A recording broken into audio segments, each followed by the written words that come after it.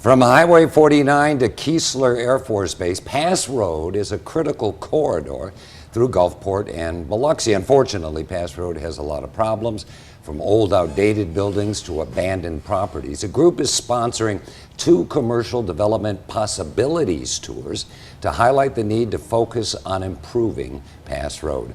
Bobby Gillen, board president of the Greater Biloxi Economic Development Foundation, is right here right now to talk about the effort. Good to see you, Bobby, and thanks for joining me. Thanks for having me, Dave. I appreciate it. Okay, you've got one tour in Biloxi. That's going to be on Tuesday. And your second tour will be in Gulfport on May 5th. What can we expect on these tours, and who is expected to participate? Appreciate it. Great question. These tours are for commercial developers, investors, community drivers, leaders, whether you're a commercial broker or a commercial lender.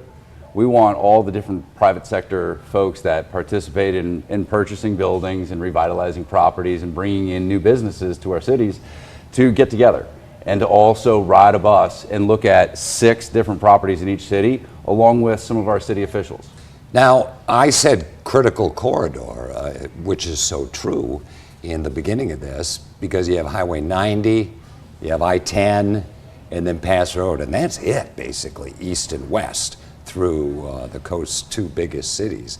So it's so important, I think, in so many different ways to get Pass Road on track, isn't it? It is. It's one of the only 2 non-interstate east-west corridors that we have along the coast, and it's a major connector, whether it's for folks commuting to and from work, getting to and from school, ball games for kids, or as evacuation routes to get people out of danger.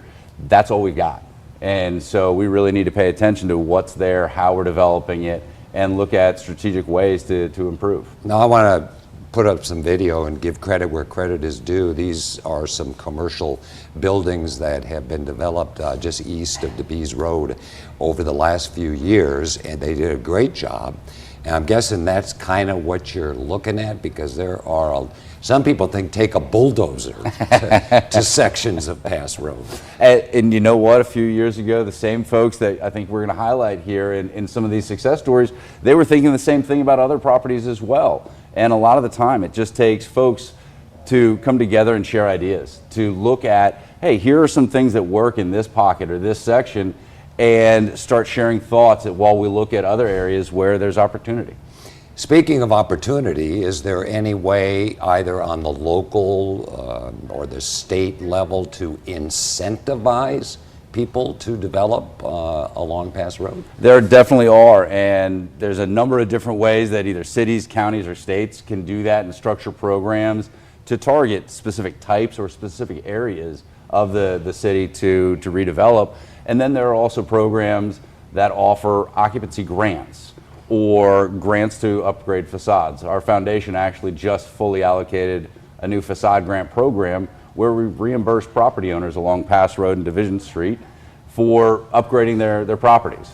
So we're laying that groundwork of, here are some ways that we can deliver those economic support from our cities, counties, and states directly to these property owners at a local level.